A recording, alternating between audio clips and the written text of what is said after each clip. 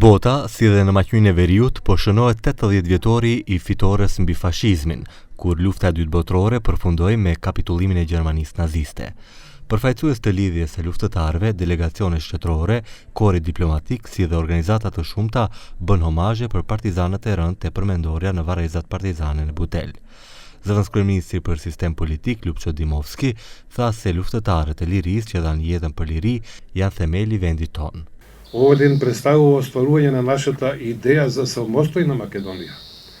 Тоа е идејата која била главниот мотив за сите македонски учесници во воениот виор, идејата која ги крепела низ сите искушенија, предизвици и битки.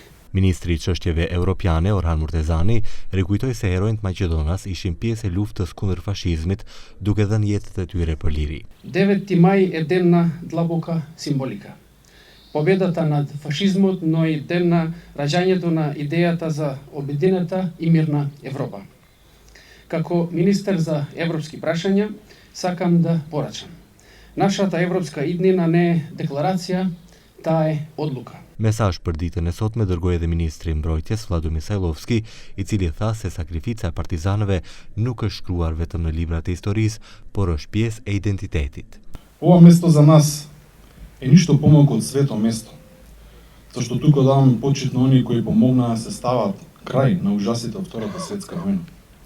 Но тие со својата пожртвуваност имаа несумнен придонес и во поставување на темелите една визија за Европа. 8 dekada më parë, Gjermania atëhershme naziste nënshkroi një kapitullim pa kushte, duke i dhënë fund luftës së dytë botërore.